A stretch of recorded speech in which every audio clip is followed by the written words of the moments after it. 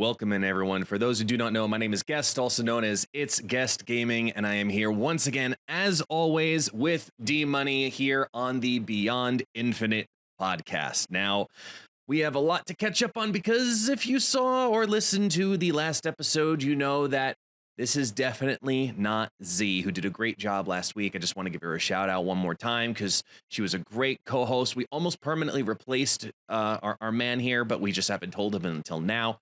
But thank you so much again, Z, for stepping in and filling in for the man's shoes, because now that he's putting his loafers back on, we need to see how he feels in the world of Marvel Snap, because I know you don't feel 100% today yourself, right?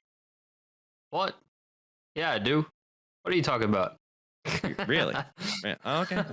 Yeah, everything is normal. Everything is fine. Everything is awesome. Hashtag Lego. Feeling a little tired right now, but Okay. once the podcast starts up, then I'm in the zone. All right, guest. The Auto Zone, not sponsored. Yeah, something like that. Yeah, Okay, not sponsored. okay. Don't you can't mention that. I can. I can, as long as I say not sponsored. Hashtag not sponsored. But yeah, my amazing girlfriend Z3. She was on the podcast last week. She did an amazing job. I'm very surprised to be back on. I thought Guest was going to replace me because like she did so well, and it seemed like everybody really loved having her on the podcast, and now everyone's going to be disappointed that I'm back. So I'm sorry, but we'll bring her back. Negative we'll Nelly. bring her back maybe as a special guest, and we'll talk as a trio here on the podcast, get a couple of extra people. Maybe the audience has very specific people as well that they'd like to see come here onto the podcast with us for Beyond Infinite. If you have a nomination, let us know in the comments, or you can come join us here on the live stream on D Money's channel when we record it on Thursday nights, typically Thursday nights. And let us know here in the chat who else you would like to see come join us for the Beyond Infinite podcast, because tonight we're going to be talking about, catching up now finally into the month of March. There are some big things that are happening. We have Hope Summers that just came on out. We have Pixie also that have just come on out. Next week, we've got Mockingbird, and there's a couple of very specific game-related things that'll probably end up spinning into larger conversations that I know you and I both want to talk about. One of them regarding an event and some exclusivity, and the other one regarding a very important mechanic in Marvel Snap that I think people might be sleeping on the fact that it's going to change. So let's start from the very beginning, because we all know that, at least according to recent record, that it's a very good place to start. Let's talk about Hope Summers, okay? The season pass, she's dropped on down. Have you gotten your season pass? Have you had a chance to fully experiment with what Hope Summers is doing for Snap? Yes, of course. I am a professional Marvel Snap player, so of course I bought the season pass, and I got the premium version, of course. Ooh. Little acceleration, And, all right? That's fair. Yeah. What do you think? Gotta get that new emote in the season pass, right away. Yes. So I can flex on my opponents that are all gonna have the same emote as me in like a couple days. But you got it first because you had $5 extra. That is right. Well, these are facts. I can't. Well, at least my credit card did. But this is also a fact. Yeah, I got the new season pass, of course, and a really good rule of thumb is that if a card is in the season pass, it is probably broken, and I think that is the case once again with Hope Summers, because this card is crazy. Yeah. And every time somebody plays it against me on turn 3, I think I lost the game. So that's been my experience so far. It feels like it, especially if you get the double combo of, what we were kind of spinning with old Lockjaw, where if you really got the perfect line of Lockjaw on 3 with a Wasp simultaneously, get that first spin out. Sure, great, awesome. You felt even better about your day. That's kind of how it feels now, because we're seeing Hope Summers very successful in evolved shells. So a lot of Wasps are being played with her on turn 3. I've been doing it just as equally, and it works. I mean, she is a really, really good card. I'm going to disagree, though, on the aspect that just because she's in season pass, she's a broken card, because we did have Sebastian Shaw, and we're just going to pretend that we didn't. But I do think that Hope is a really, like, almost Ms. Marvel level of season pass style card. Not broken Zabu release, not broken Silver Surfer release, but for what she does universally in the game. I think she's an incredibly valuable card because she's flexible. You can't ever say that more energy is a bad thing any turn of the game. And she just makes it incredibly easy to manipulate that energy how you need it. I'm after playing her, I guess I now understand why they gave her a buff though to 3-4, because when she was a 3-3 originally in the data mines, and then we saw her get, crescendoed to 3-4, I was a little surprised given the mana cheat, but on the turns that you play her out, that lane, yeah, it is very susceptible because you're typically using it like a fodder lane. You're very often sacrificing that lane for one cheap card to accelerate to a 6-drop or accelerate to a 5-drop much faster, and you're normally not targeting that lane again. So I understand now, after playing it a bunch, why they did that, but I feel like Hope Summers is a card that you could pretty much plug into almost any deck and you're going to be satisfied. I disagree with part of your sentiment there. Actually, a couple parts, guest. Sorry. Go for it. That's fine. You're allowed to. Doesn't mean you're right, but you're allowed to. I actually know why it's not a 3-3. Because Cerebro 3 would have been insane with this card. Oh my god. And I'm not even memeing you. Like, no, you're right, though. Yeah. Oh my god, that would have been nuts. Yeah, that's definitely something that Second Dinner has to keep in mind whenever they release a new card, because I went to go look at my decks that I wanted to slot this into, and it was gonna be perfect in that Cerebro 3 deck. And I was so disappointed that I couldn't put it in there. I was trying to think of a way that I could -1. I mean, if you put Yellow Jacket in there, then I'm really cooking. But just always Valk it? Or you could bast it. Actually. There you go. There you go. See, maybe I am cooking. Go for it, man. Go for it. We'll put the deck link in the description. Yeah, but Hope Summers does seem really, really strong. And you were saying that you have to like sacrifice a lane, kind of, if you're playing it. But that has not been the case for what I have been experiencing. Yes, you can do the high Evo stuff. I think that's fine.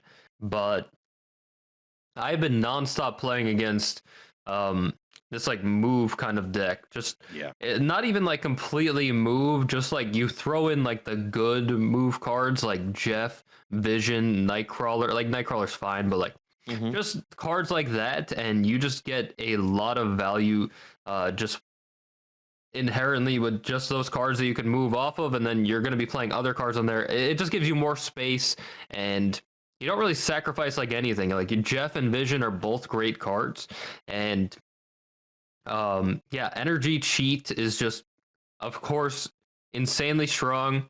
I think Hope Summers is, I'm just going to say it now, I think it's honestly, after playing against it, I haven't even really played with it too much, but playing against it a lot, and I feel like it seems like it's better than Zabu, not gonna lie. In certain shells, I can definitely agree with that, but at the same time, I feel like a lot of her strength, with that ramp acceleration, is coming from the fact of specifically 2 6-drops, right? A lot of the shells that I see her in also are running two very specific 6-drops that already have been put into a lot of decks as an either-or situation. But now you can play both, and that's Dr. Doom and Eliath. The fact that you can take advantage of that and play out both of them rather than have to pick and choose your battle. There's a variety of decks, including the Silky Smooth, style of deck that you've been seeing out there too. And I've been seeing it too. I've been testing out that deck every now and then, just like, okay, do like 5 games here or so. Okay, it feels good. It feels good.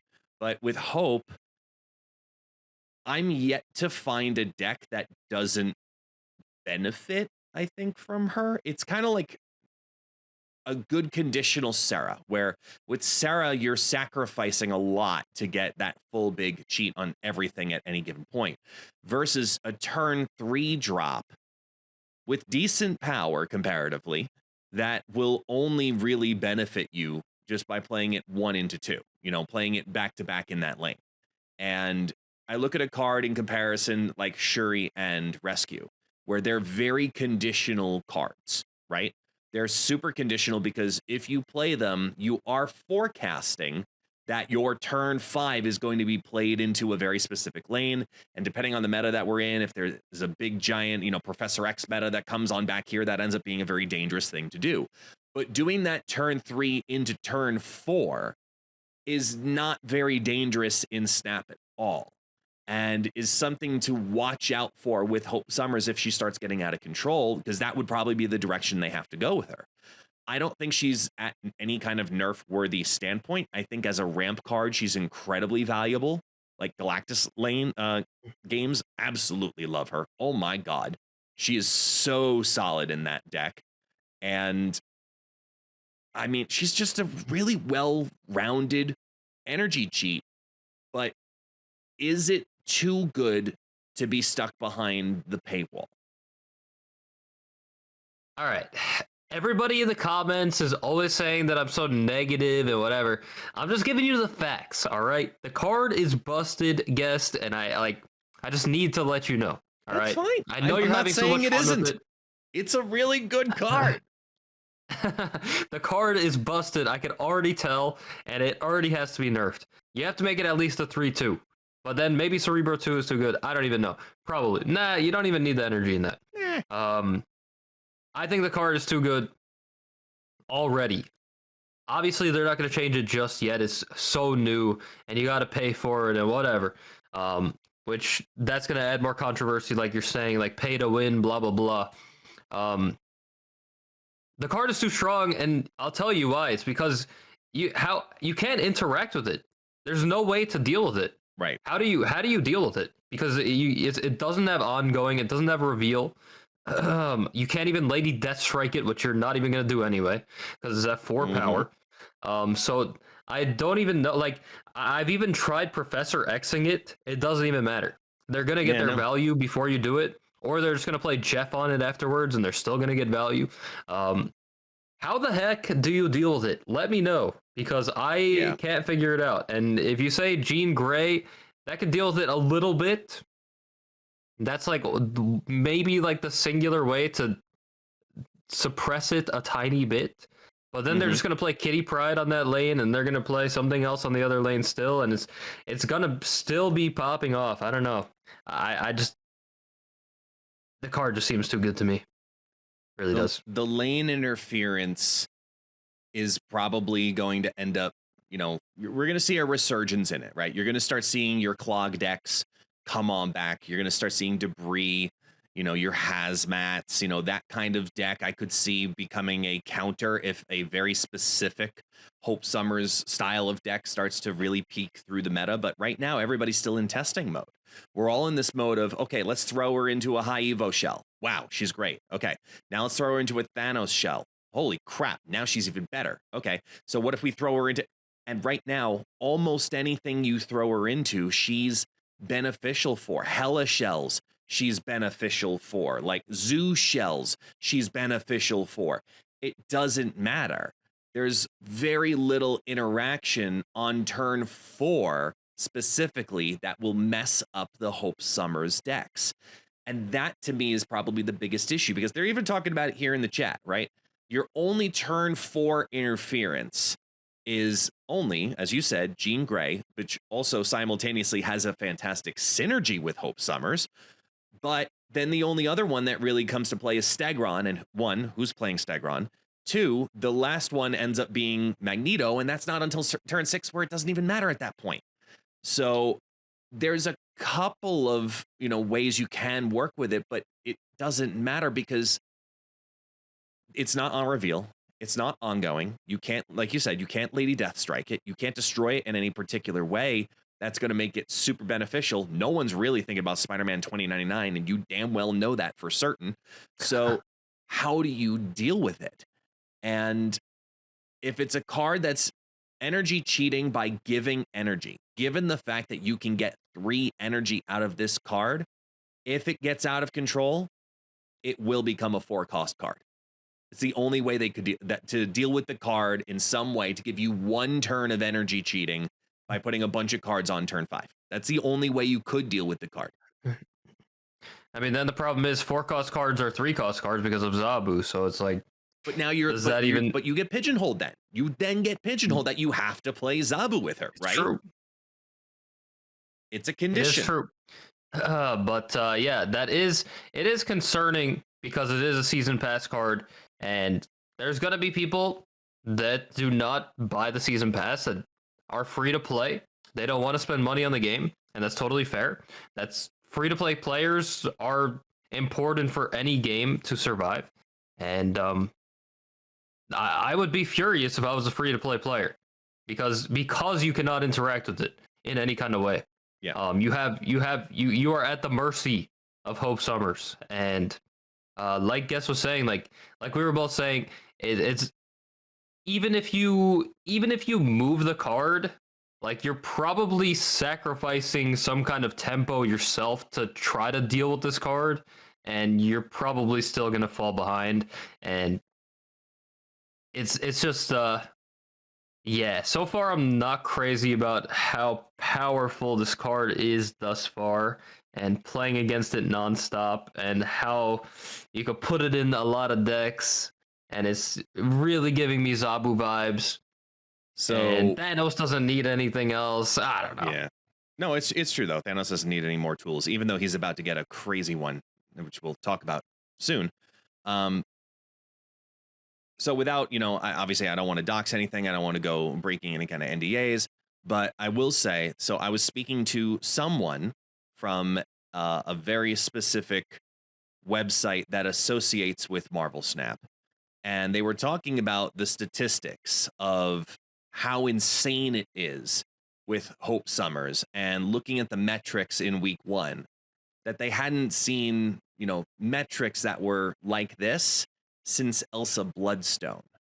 And when you think about how big of a deal Elsa was when she premiered, if we're getting similar metrics on that path line, that's saying something. That's saying, hey, this is probably going to end up on the radar pretty quickly. So enjoy it while you can if you have access to it. I'm not saying it is going to be nerfed, but I can very much like you, I can see right now that it is very popular for a very obvious reason, which is you can't interact with it. And the fact that you can't interact with it is going to lead to potential problems because it's a lot of energy for not a lot of downside. So I like the idea of let's just leave it as is, enjoy it this month, maybe even a whole nother month. But I am not sold yet on the idea that this is the final version of Hope Summers that Second Dinner ends up settling on, because it is an incredibly powerful card. I don't think it is like get the pitchforks worthy, but it's something to everyone say, look, just keep an eye on this, because right now those who are playing it are thoroughly enjoying it, just like the Series 5 card Pixie, who dropped at the same time. Now, Pixie, on the complete opposite end of the conversation, is a whole nother beast, because Hope Summers provides an obvious path, right? She's, you're going to play here, and this is what's going to happen. And then Pixie says, that's cute, and just messes with everyone's mind. She's a 2/1, for those who do not know. Shuffle the costs of all cards in your deck that started there. First off, did you get Pixie? Yes, I am a pay-to-win gamer, of course. Okay. So I'll let you go off on Pixie first before I do.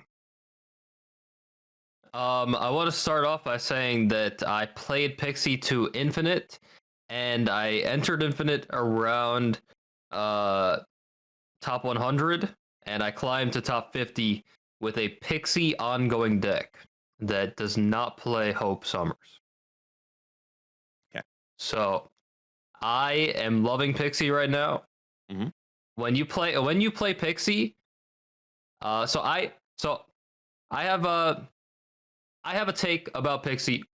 It's basically, if you put Pixie and Mobius into a deck, then it doesn't even matter what the deck really is, as long as it has like a regular kind of curve where you just have like a couple ones, couple twos, couple threes, fours, whatever. Um, then you're going to be going neutral or positive on everything because Mobius makes it so you can't go negative Right. with the costs.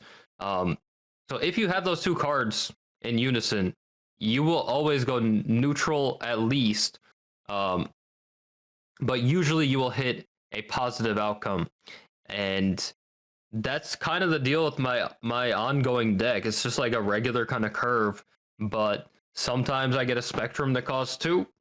Sometimes I get an Iron Man that costs 4 or 3. And then I have pair that with like Ravona that's on the board, and that's pretty good. And it's not like anything insanely mana cheating like Hope Summers. Like I don't run like a Wasp in my deck. I don't even run any 1 cost in the deck actually, so I can't even hit like a crazy high roll. But the card just like can get me something really good, and just the threat of me playing Pixie, like it just makes my opponent so scared of what to expect.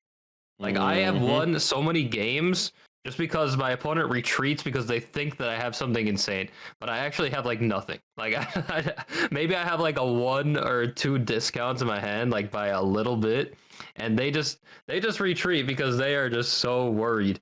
And I'll just like hit that end turn button even though I don't even have a great play, and it's just like, let's see if you actually stay in. And they don't. They respect my Pixie. Yeah. I'm And they liking it. should, because unlike Helicarrier and Agent Coulson, the randomness is forecasted to a certain degree because you at least have a little bit of knowledge saying, okay, most likely they're playing this style of deck, so there's probably blank cards and blank cards in there. But unlike Loki,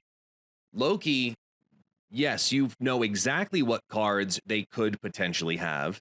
However, you just don't know which ones they have. This takes it on the other end and says, yes, you probably know roughly the cards that are in my deck, but you don't realize that I'm actually going to be able to play twice as many of them because, as you said, there's really no downside to the Pixie plus Mobius combo. And it makes me start thinking about Mr. Negative and, why is negative good and when is negative good? It's good because it's a 4-cost card that sometimes comes down on 3. And then you have to do certain things to get those beneficial draws, right? You have to play a Jane Foster and you have to play 0 power cards to make it happen, etc. There's hoops to jump through, but if you get the combo, it's incredibly powerful. Pixie is 2 cards early in the game. It's Pixie and Mobius. And the worst part is you don't even actually need Mobius. I ran and I just put up a video of it, a big dumb Pixie deck. I threw her into a big dumb idiots deck. And sometimes you end up with a 6-3-0, but chances are you just cheat out one of the other combo packages like the Annihilus package in there or the Atuma package in there because it just rolled into it organically and you didn't even have to play Mobius. If you play Mobius in there too, it just gets even better. And the fact that it's a 2-3 turn 2 turn 3 combo is the thing that's, I think, so powerful about Pixie, because the effect itself, which I was confused going into it when it talks about like shuffle the costs of your the cards in your deck, I didn't realize that it could shuffle back into itself, because I had that happen to me in the first like 3 or 4 games, and I was so pissed. I thought it brought her value, in my opinion, at least way down. Like that It definitely does. Yeah, that you can roll that 6 cost into 5 ones, and you can still re-pull your own 6 cost to reapply back onto it again. Like, I get it why, and it makes sense thinking about it, 2020 hindsight, but it doesn't make it feel any better when the expectation in my head was no matter what, it's going to change with another card that is remaining still in the deck from the original 12 that you started with. Like, and it's a very long process, obviously, to make that happen, but overall, I think Pixie, at the rate she's going, could end up into Loki territory in competition because of that unknown. That unknown of, I'm going to high roll here, and you don't know how high, but you know that it's high enough. And most likely, if you see Pixie on 2 and Mobius on 3, run. That's sad, isn't it? It's so dumb. It is so dumb. But I like being on the side of doing it. If that makes me toxic, whatever. And there's so many toxic things in the game right now. I don't even care anymore. All right, pick your poison. Wait, hold on. No. I'm gonna call you out though on that though, because at the same time, you're the same person who hates Loki and Zabu. So why are those allowed to be toxic? But if Pixie takes off because of the unpredictability simultaneously, just like Loki, why is that not considered toxic? You know what, guest? I have to have some fun sometime. All right. everybody else is doing it, so I can do it too. But I'm gonna do it with a different card. Let's all go jump off the bridge together. Okay, I see how it is. Everybody's playing with Hope right now. So now yes. I'm playing with Pixie. This is the off meta new card. All right. This is the spicy new card. Hope is just like generically good mana cheat, whatever. Yeah. Like kind of boring in my opinion. But like Pixie is like super fun. Yeah. And don't even get me started about like playing them together. It's just stupid. Like if you get the option to be able to play them together at any point, getting that combo to successfully cheat out and just Mobius it on turn 4 even, forget it. Like it's all of the energy cheat plus all of the energy on top equals all of the chaos and So at the same time, I do want to intro with these 2 cards the fact that we needed this, right? We needed this in Marvel Snap right now. We needed the meta to be completely shaken up and transformed because we had gotten to a very stale place that we needed a backhanding OTA like we got with Lockjaw and that whole 8-card adjustment. Then you come out with 2 wildly different and innovative cards simultaneously. And now, even in pre-existing shells, like even the Thanos deck, which has 18 cards collectively in it to play, even by adding just one of those 2 new ones, it can completely change how you play the entire deck. So I love the fact that these 2 cards came right now because we needed the major shakeup. The meta was diverse, but stale, as odd of a combination as that could potentially be. We needed something to make us think about Marvel Snap in a different way. This is making us think about ramp in a different way, unlike what Corvus did, which was just give us another mechanic to do the ramp that we were already previously doing, or do the discard in another way we were already previously doing, versus the ramp mechanics that we can put into here with bounce, for example, with Hope. Now it's a whole nother new style of bounce deck because you have all this extra energy that you've never been able to capitalize on before in the latter half of the game. Now you're looking at all new combinations you can play with it because she opens up those play lines. Or we're seeing card combos getting played on turn 6 that never have an opportunity to get played together because of the mana cheat that is coming down because of Pixie.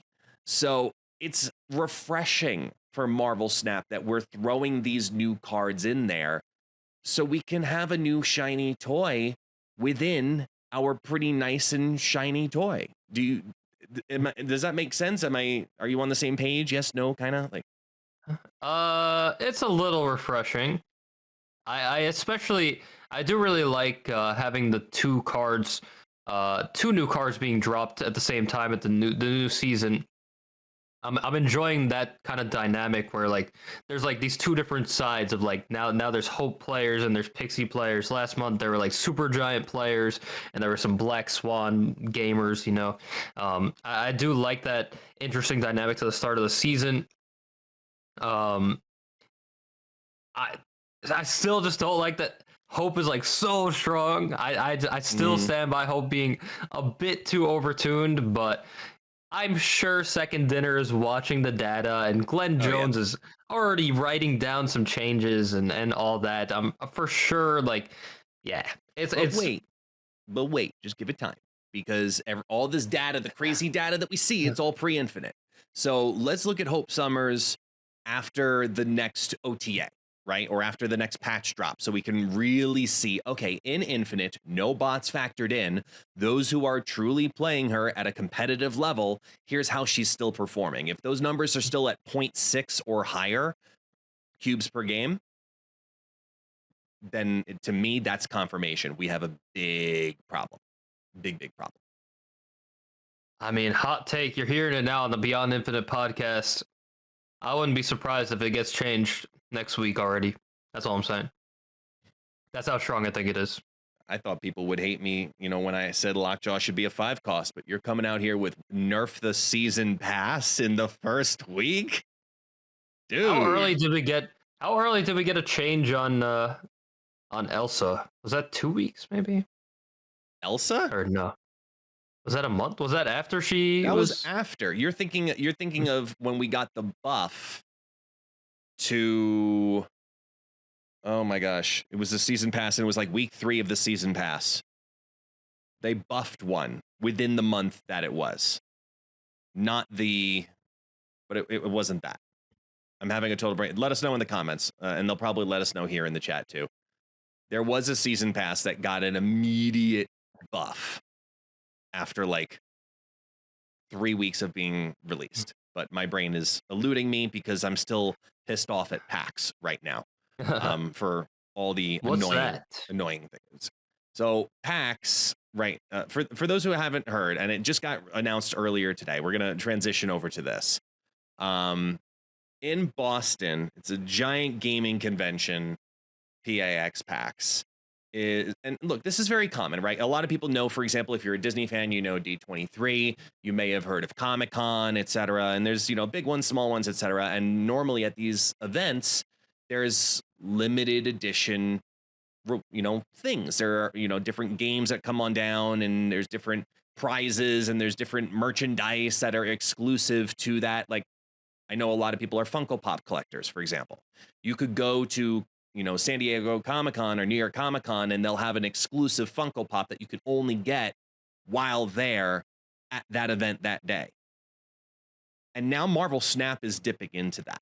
So PAX East 2024, which is happening in a few weeks over in Boston, Captain America is going to have an exclusive skin, avatar, layover, everything variant, and a card back and a title. It's a full bundle exclusive to those who are going to the PAX event. So if you can't go, you can't get the cool Captain America or the cool Captain America card back. And in the video, I have them up on screen. And the card back itself, it is quite cool, not gonna lie. I like the card back better than the actual variant, personally. But thinking about it from the perspective of, as someone who has Funko Pops and collects Funko Pops, and coming from the perspective of limited edition gamer, I like the idea of these style of bundles, right? Specialty event, you go to this thing, it's the only way you can get said thing, it's your flex for going out to that thing. However, this community has not seen that yet. So I defer this to you, because you've been in a variety of gaming communities, both digital and card. You've gone to these events all over the US at this point. When you see these types of exclusive things, yes, they have a shiny appeal, but in the scape of Marvel Snap, do you think that this makes sense? First of all, Captain America, why do they keep doing this? Why do they keep giving us these cool Captain America things? Like, there's a million Captain America skins and variants, and the card is so bad. Is this alluding to a buff for Captain America? Please. I don't know. Please. Last time they gave out like a Punisher skin, and then they buffed Punisher. Just saying. I don't know. It's true. But yeah, I mean, we actually talked about Captain America recently on the podcast, and you were discussing how like iconic of a character it is in the Mhm. Marvel universe, and how it would be cool to give it some kind of change, some kind of buff. So that would be nice to see. But referring to what you're speaking to, it kind of reminds me of maybe like a BlizzCon kind of thing with like Hearthstone or like Blizzard games, where like if you get the BlizzCon ticket, whether it's an in-person ticket or a digital ticket, then you would get exclusive rewards.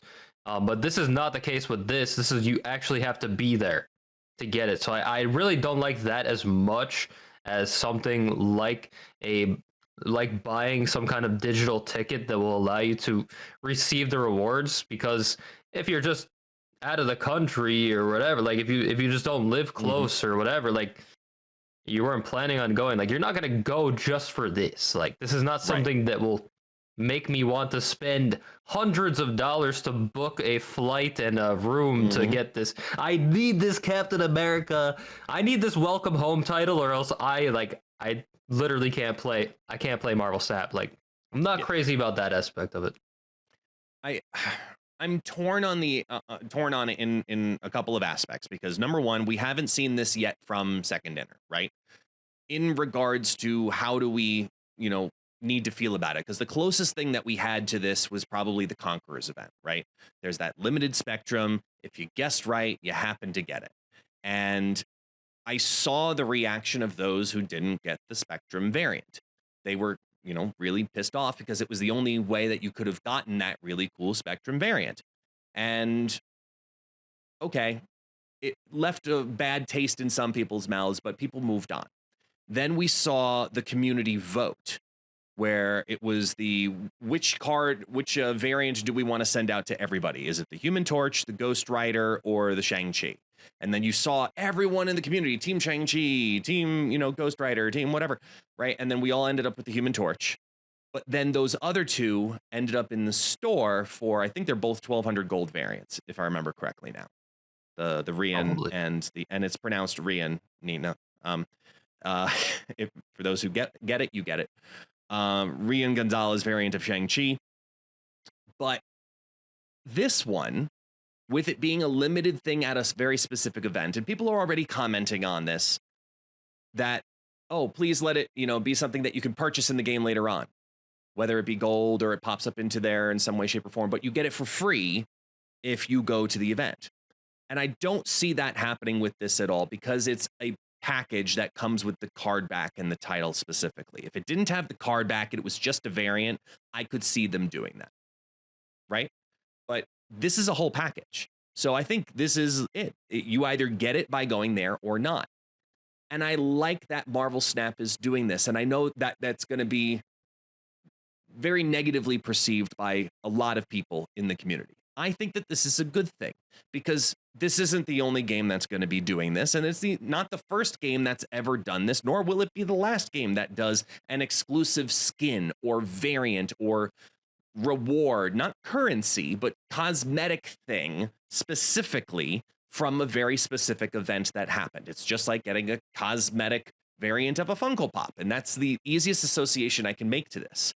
I think it's a healthy thing, because it shows that we can start seeing regional variants on very specific events, and that's kind of cool to me. I like that idea. But to your point, I just really wish it wasn't Captain America. I wish it was a much better card. We get it. He's iconic, but he's still a piece of crap.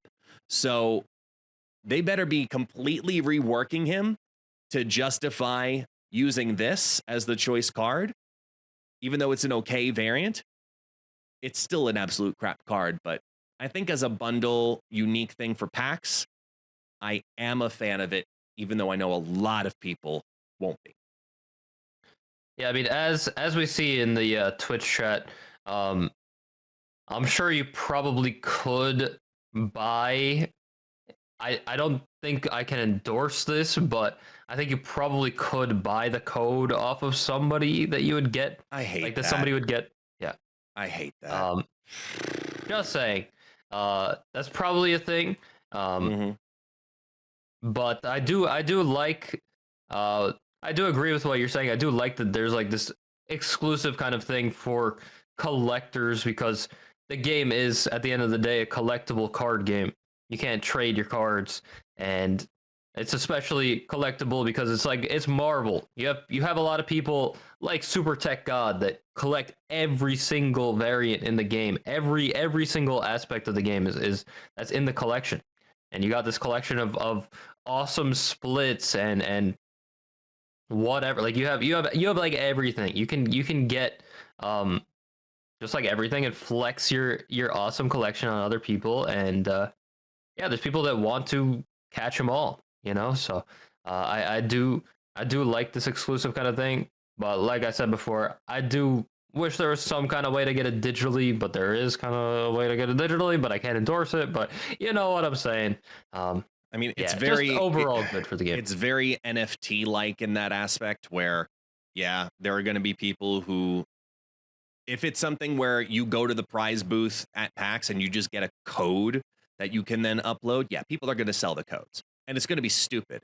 And we're going to report on it because I want to see if people actually do so. But if Second Dinner does it a very specific way by having someone at the prize booth, well, then all right, all they got to do is if they can control it by just getting the player IDs, and they get a list of player IDs and then they're added on later into the account or something, sure, then there's no way for it to be manipulated. But if it's go to the prize booth and, oh, the code is America's ass, that will be on Twitter in about 3 minutes and then in everybody's account in about 10.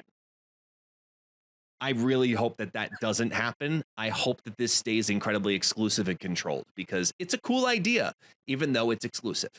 But I digress. I do want to move on though, because we are looking at the future here, right? We're looking forward, because I spent all morning this morning myself looking forward at Mockingbird.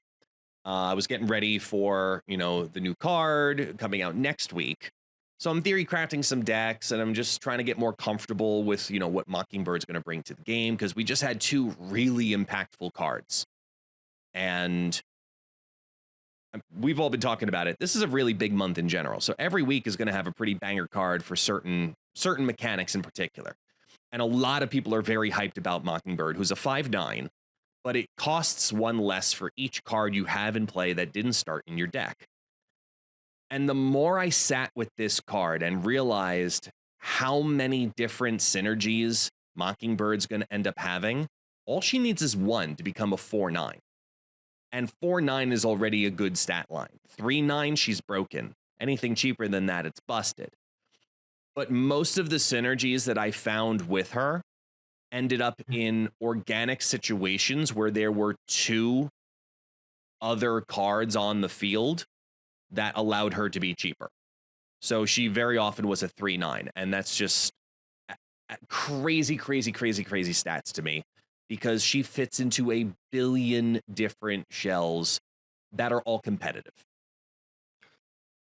Yeah, whenever you see a card like this that is going to change pretty much, it's going to get a change in cost, you have to really think to yourself, what is the break point for, what's the number that makes this card very strong? Right. What makes it feel bad to play, what makes it feel okay to play, and what makes it feel great to actually play. And probably the 3/9. Once you get it for 3 energy, once you get those 2 reductions, like you're saying, I think that's what makes it very good.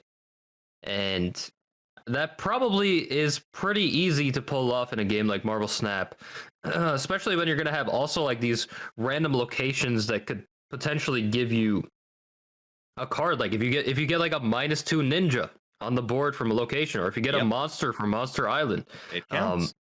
Yeah, there's a lot of ways. Or if the hub gives you a playable card, it gives you a Wasp or Triskelion, or if you get this from Triskelion or something like that, this card can get pretty bonkers. But at the same time, everybody's playing Mobius right now, and Mobius is just such a direct counter to this card.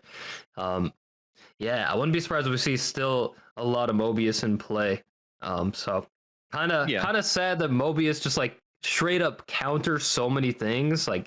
I like the idea of Mobius for like against Loki decks, I guess, but like Mobius is straight up just like killing certain cards and archetypes, and it's kind of, I don't know. How do you feel? How do you feel about that? I don't mind it because it's to me the exact same thing as Luke Cage. There are ebbs and flows of when the card needs to be relevant. We are in a moment that we are seeing a lot of Sarahs, a lot of Zabus. We have the very often in negative form, but the tribunal decks that are also looking at that Sarah multiplicity cheat coming on down on turn 6 into turn 7. Like we're seeing a lot of that. So Mobius was probably going to start making a rise at some point anyway. Just that happens to work out that he's in the spotlight cache this week, which means he's going to be pretty relevant for a lot of people for at least 2 to 3 weeks, especially during Mockingbird week. It's now a defensive card rather than how it plays into your offensive benefits for Pixie, right? So now you're playing it from a defensive aspect on something like Mockingbird. And I like Mobius right now, of course, and I'm going to recommend him into almost any deck right now. But either way, it's an ebb and flow situation. And Mockingbird's value is going to continue to rise as we end up with more and more cards in the game that give you tokens, right? The squirrels, the broodlings, the doom bots, all of that kind of stuff. Those are the obvious choices. But I end up seeing a lot of her strength. Yes, she's a Thanos card. And in my opinion, she's a better Thanos card than Cull Obsidian. And that's sad to say. But it's true. Because 1, you can't Shang-Chi her. And 2, she's cheaper to play. Because 1 stone goes down and she is already a 4/9. So I would play a 4/9 in a Thanos deck any day of the week over a 4/10. So just that alone, and without the location restriction, you can play her anywhere. So I love that about Mockingbird. And the more I sat there, I'm like, wait a minute. Yo, Multiple Man, Phoenix Force, Nimrod, copies, multiples, like all of those count. Yet alone, yes, locations will give you some things every now and then, but like even the Demon and the Void. Like, I built a whole bunch of decks that I built a junk Patriot deck. You know how weird that felt and how organically perfect it ended up fitting in for a Mockingbird deck? It was amazing. It was the one I was probably the most proud of because it was so good. And I love the idea of what Mockingbird's going to do because she's good stats. And we need good stats cards. We saw how successful Cull Obsidian was. This is a good stats card that fits into anything from discard to Patriot to junk to move to destroy, because all of them have card copies in some way, shape, or form. She's really going to be a very impactful card very quickly. I was excited about it until you said Thanos, and it's just like Thanos is becoming an issue. It is becoming way too much of an issue. Yeah, this card, this honestly is probably one of the strongest months we've had for cards in Marvel Snap, like ever. Agreed. Like you have this, you have the War Machine coming out soon, which is basically Jeff on a stick with your whole entire. It turns your deck into Jeff for a turn. Like, yeah, this card is very powerful. And just going back to Mobius for a second, like I just wonder, like when High Evo was like a big deal, like we did see Luke Cage get changed. I think that was during like the High Evo kind of rampage. Correct. I just wonder if Mobius maybe would be a candidate for some kind of change because of how many things that he actually interacts with now. Like you probably just like slap him in like every deck and you feel fine about it. That's kind of how it's becoming, in my opinion. I don't know how you feel about that, but I mean, they've already I could changed maybe him. See a slight change to it. But they changed him. But like again. I don't know. Again. What else are you going to do to Mobius? You can't make him location restrictive because it's something in your hand. And if you ever, and we saw what happened with it on reveal, it just backfires completely. It doesn't work for one turn. You can't do that. 4 cost doesn't make any sense either. He's pretty much almost exactly where you want him. Mediocre stats, middle of the field, play line. If you play him, you're really playing him defensively because he's a 3/3, which is low and low power, semi decent investment. So if you need to play him down, it better be for a damn good purpose. He's a card maybe that it's low enough. Maybe. Say again? Maybe it's low enough in stats. Maybe it could come down to a 3/2 in my opinion. It's not like a crazy change, but just something. Maybe it's just opening up the discussion to it. Just as we see more and more cards that Mobius kind of like really disrupts. Does seem very powerful. Yeah, I think Mobius, of course, is going to interfere with Mockingbird, very obviously. But the weirdest, well, not even the weirdest, the best thing is, if all other plans fail, Mockingbird's still a 5/9, and that's A-bomb stats, and you can't really feel tremendously bad about that because it's still 9 power being dropped down. So I don't know. I think she's just very well rounded for no matter what the matchup is, because she fits into existing shells rather than helps to create new shells. We saw like Hope Summers can augment certain shells. Pixie is creating a whole new archetype. Mockingbird fits into very good shells, and they've talked about it here in the chat a couple of times that it's augmenting the mid-range, and all 3 of these cards this season are doing exactly that. Those B tier decks that are like, okay, this is pretty good-ish, but really can't take down the meta. This is just taking those decks and augmenting them up 4 steps, while it might take that top deck and augment it only 1. So it is helping to narrow the gap between what a mediocre good versus a really good deck is, in my opinion. I do like that. I think this is a very impactful month for Marvel Snap in that aspect. The last thing, though, because we're talking about impacts, right?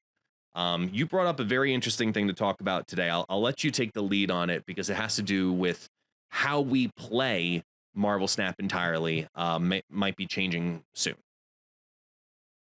Yeah, so shout out to Marvel Snap Bugle on Twitter, run by our very own Browday, who is an awesome creator in the space. Very knowledgeable, a very knowledgeable guy, and I actually had the pleasure of meeting him at one of an event. I think I mentioned that last time we brought this up too.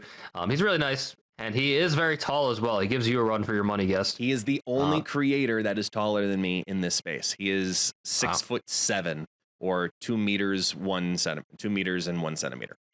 I am 6'5". We've actually had this full conversation. Yes, I wouldn't doubt it. Yeah, so he posted this recently. He always posts like interesting responses to interesting questions that get asked on like the forums or whatever.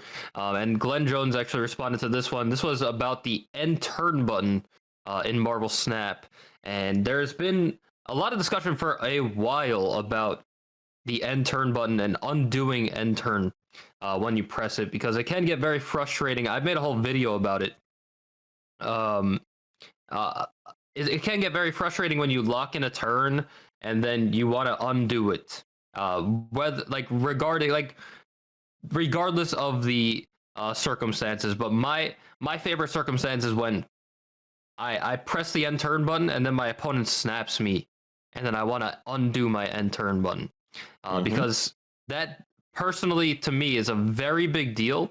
Like the snap mechanic is obviously a huge deal in the game of Marvel Snap, and I feel like that adds it adds a whole nother dynamic to the game, because if the example that I gave in my video was if I play if I have a Bucky Barnes down on the field, and my opponent has priority, I'm like obviously going to be looking to destroy this card. And let's say I lock in my turn and I play I play the card, it should destroy the card. And I press the end turn button, and then my opponent snaps me. And they have priority, so that this snap is basically telegraphing that they have the answer to my destroy card. Like they're probably playing a Cosmo on that lane or an Armor on that lane. Like I don't know if I want to make the same play anymore. Like obviously I don't know if I want to stay in, so like now I only have like 2 seconds to decide, theoretically, but it does change the way that you think about your turns and how you think about retreating and snapping. So I feel like in that case, I really would like an undo end turn button, but we did get confirmation from Glenn, and we've had this kind of for a while in the works. Like there's been like some alluding to it that they will be adding the ability to undo the end turn button soon. That is what Glenn said. He said soon they're adding the ability to undo ending the turn. That's all we know. But it is an interesting topic, and I feel like it's not that controversial because I feel like a lot of people do want it in general, but I thought it was just something interesting to see, and the fact that it's like coming soon, whatever that means. Yeah. I mean, let's be honest here. Soon can be next week. It also could be in August. We don't know. But and help me out, whether it's in the comments yourself or in the live chat. I'm remembering a conversation about this. I feel like it was with Ben Brode in some format where they were discussing that they were testing certain options with the timer starting and stopping. So something along the lines of I forget exactly how long the timer is. I'm going to make it up and say that it's a 30-second timer. Say you immediately submit your snap. As soon as you play your card, you submit your snap, it's 1 second in. And technically that means that there's 29 seconds left.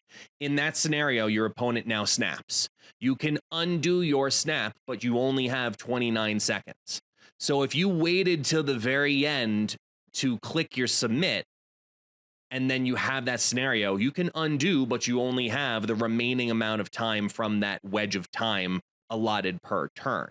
It was their prevention mechanic for roping, because a lot of people are concerned about that. They're even talking about that here, and it's a very fair thing because it could incentivize roping and create an awful play experience if that ends up being the case. And longer games are not what Second Dinner is obviously trying to go for. They're trying to find some balance where it's a fair mechanic, and the only equivalent I can say to the undo button is poker, because if the river comes on out, the final card comes on out, I have the action, right? It's my turn to decide what to do, and I check. So I've passed off the action over to you.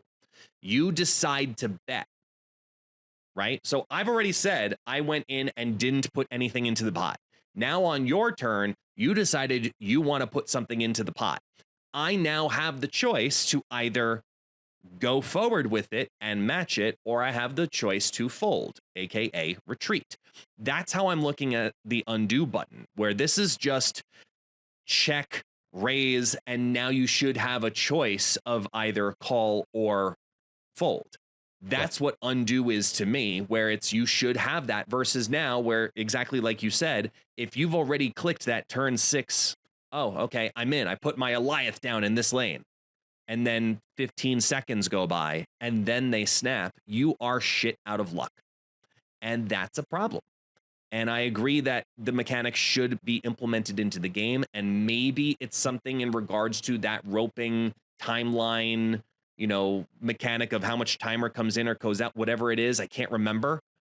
But I think that this is a good thing for the game, because we remove the ability to manipulate turn 6 the way we have been seeing it from some players, I should say, where, turn 6, I'm just going to wait a lot longer and then snap like 3/4 of the way through the timer, hoping that you've already clicked your cards, even though I had the answer the entire time and there's nothing you can do about it. And now you're SOL. Yeah, exactly. Like the fact that so when we're talking about roping, it's just like that means basically like you're just stalling, like you're just waiting until the end, you're just taking your time and just waiting until the very end of the turn to snap. And that's a valid strategy in snap at the moment because of the way that the system is. Because if it you are incentivized to not lock in your turn. Because if I lock in my turn early or in the middle of the turn or whatever, my opponent should, if they are abusing, like quote unquote, abusing this kind of strategy in Marvel Snap, they will wait until the very last moment in the turn to snap you because they want you to be locked in. Yep. They want you to press that end turn button so that their snap makes it so you cannot change your play. And that is a problem in Marvel Snap. Like you were saying, the game is supposed to be like a fast-paced game. That's the whole idea. That's how it was conceptualized. Like that's how Ben Brode came up with the idea. Is like he wanted it to be a very fast-paced game, something that you could play while you're on the toilet or on the go, whatever. And this, like, as from a competitive standpoint, which obviously if you're on the toilet, you might not be playing it as competitive as somebody else, but ideally, that is what was that you do? Ideally. Oh, okay. Yeah. From a competitive standpoint, which it doesn't seem like Second Dinner really cares so much about the competitive stuff as we've talked about in the past, but you're just incentivized to stall out and get that snap out at the very last moment and to not hit that end turn button until the very last moment.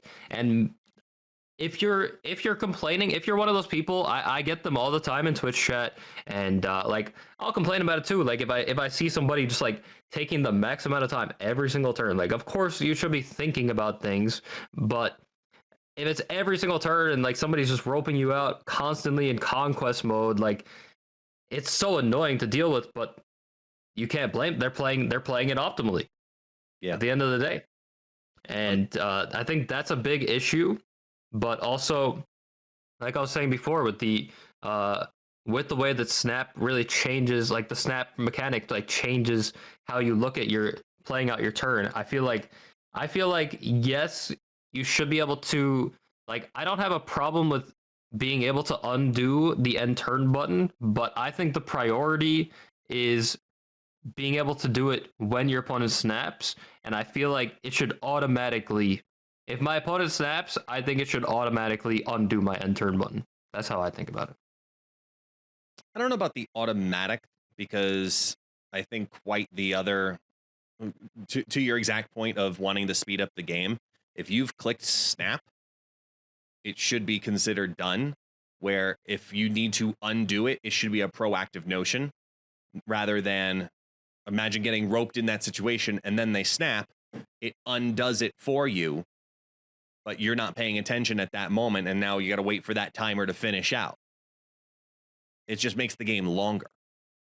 I get it, but also, like, it depends on like how much of a window I guess they give you to undo this after they snapped and then they ended their turn or something like that. Because if they only give me like 2 seconds to decide, like give me like, I guess you could, like, if I'm looking away for a second and then they snap me and then I didn't press the undo end turn button, and it's like kind of, hopefully they can find like a good kind of balance with that. But yeah, I mean, I'm coming from the perspective of someone who will play Spider-Ham, wait for it to reveal, then happen to grab a drink of water, look back, and then have to go, oh crap, what did it hit? The whole point of the card, give me information, and I wasn't looking at it. So I can't speak to, I don't know. I mean, I'm very torn on the end turn mechanic option of it, because I get what you're saying the more I sit and think about it, but I'm still leaning on the side of just give us the flexibility. That's the best word for it. Give us the flexibility to decide if we want to undo our end turn. And apparently they're implementing that. And I like that they're implementing that, because they're looking at the quality of life mechanics that exist in Marvel Snap. They're trying to give us the tools that we need to be a more consistent game, even especially in a game that can very often be very high in RNG, depending on the deck you're playing. So I got to give, props to Second Dinner for at least being ahead of that curve and seeing, hey, this is an issue. We need to figure out a very safe solution somehow, and we're on our way. I'm happy. I'm happy that they're at least on that aspect of it, because it'd be worse if all of a sudden this does explode to be a huge issue and it takes them 4 months to develop the right timer system to fix it. You know what I mean? Yeah, like I don't care how they do it. Just do it. Just like Yeah. give us the ability to do it, because that will like however they do make that change, even if it's not automatic, like it should speed up the game overall, because it does not, it just, the whole thing, I think the big deal is just not incentivizing fully roping out your opponent and waiting for this very last moment to screw them and lock them in and be like, ha ha, you didn't have time to react. Yeah, no, we don't want to promote that. And even if this is the first time you've ever heard of it because of us, and you want to blame us that you've learned this mechanic, guess what? It's not going to last for long anyway, because they're fixing it. So, all right. So with that said, Mr. D Money, good sir, I think we hit everything, right? Was that everything on the list? Yeah, we hit everything on the list. All right. No, wait, there was one more thing here. Is there? It was tune into the Beyond Infinite podcast every week. Oh, number 6. Yeah, got it. You're right. For amazing content like this, and we hope that you enjoyed the episode. Thank you for watching. Very, very true. You've got your voice. Go ahead, do the outro. I did the intro. Go. And this was the Beyond Infinite podcast, starring your favorite hosts. Well, hopefully you liked having me back on the podcast this time. I'm trying to not be so negative. I know I keep getting all these comments about being negative, but the whole thing is that I want to just start conversations. It's not fun if guest just goes on his daily thing of like copium and I just like say like, yes, guest, everything is fine. Don't even worry about anything. Like, it's always good in a podcast, especially to have the whole idea is to have like a debate. All right, we want to go back and forth. Right. We want to open up the discussion just to make it interesting for you guys, and just so you can see like different points of view, and just like to open up the conversation in general. So whenever I bring up something negative or whatever, it's because I'm trying to go for a different kind of point of view, and it's because I'm very passionate about the game. I want to see it be improved, and if I feel like it's at the end of the day, it's just my opinion. All right. Anything I say is just an opinion. It's not like yes, I said this, D-Money said this, so it's for sure 100% correct. Like, Zabu is busted, and if you say anything, I don't care. Like, I'm just telling you what I think, and whether or not you agree, it's fine. But like, that's the whole idea of a podcast, is to just have some kind of like bouncing off of each other, I think the easiest way to encapsulate everything in all of that is by simply reminding people that not every day is a great day to be a Marble Snap player. So with that said, thank you. Thank you all so much. We greatly appreciate all of the feedback. Thank you so much again last week to Z for stepping on in and filling in. I am guest. That is D Money. We will see you next week here at the Beyond Infinite podcast. Have a great day, everyone. See ya.